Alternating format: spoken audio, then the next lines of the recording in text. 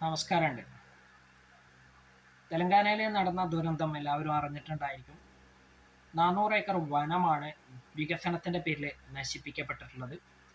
അതിന്റെ ഉത്തരവാദിത്തം തെലങ്കാന ഗവൺമെന്റിന് തന്നെയാണ്. ജീവന് വേണ്ടി ഭയന്നോടുന്ന മൃഗങ്ങൾ, പറന്നകലുന്ന പക്ഷികൾ, ഇതെല്ലാം കഴിഞ്ഞ് അവരുടെ വാസസ്ഥലം മുഴുവൻ നശിപ്പിച്ച JCBക്ക് നേരെ തിരിഞ്ഞു നിന്നുകൊണ്ട് കണ്ണീർ വാർക്കുന്ന ഇതേ പക്ഷി മൃഗാദികൾ മുഴുവൻ. ഇതാണ് ഒരൊറ്റ ചിത്രം. എന്ത് തന്നെയായാലും വികസനത്തിന്റെ പേരിൽ നടത്തിയ ഈ പ്രവൃത്തി നന്നായിട്ടുണ്ട് കേട്ടോ. തെലങ്കാന ഗവൺമെന്റ് വളരെ നല്ലൊരു കാര്യമാണ് ചെയ്തിട്ടുള്ളത്. 400 ഏക്കർ വനം നശിപ്പിച്ചുകൊണ്ട് എന്തൊക്കെ തന്നെയായാലും നല്ലൊരു വികസനമാണ് ഇപ്പോൾ കൊണ്ടുവരാൻ പോകുന്നത്.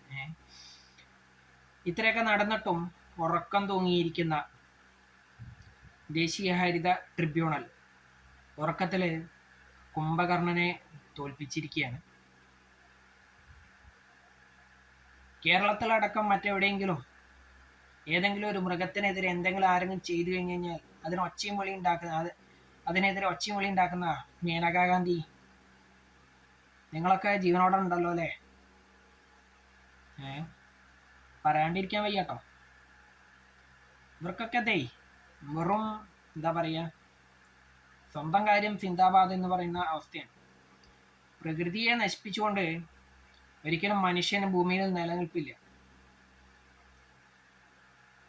ഏതൊക്കെ പ്രകൃതി ദുരന്തങ്ങൾ ഉണ്ടായാലും അതിൽ മനുഷ്യനെ മരിക്കാറുള്ളൂ.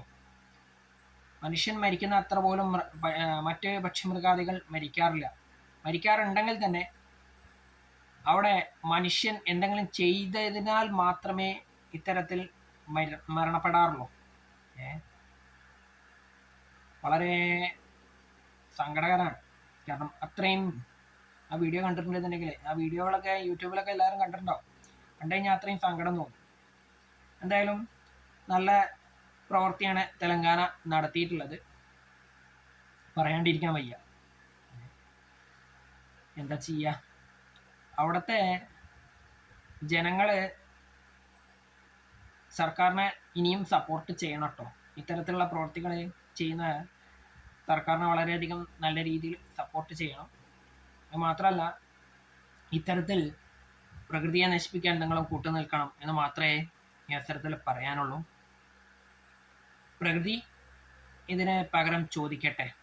തെലങ്കാനയെ ഇല്ലാതാക്കിക്കൊണ്ടാണെങ്കിൽ അങ്ങനെ ഞാൻ കൈയടിച്ച് തന്നെ അതിനെ സ്വീകരിക്കും എന്ന് മാത്രം പറഞ്ഞ് അവസാനിപ്പിക്കുന്നു. നന്ദി.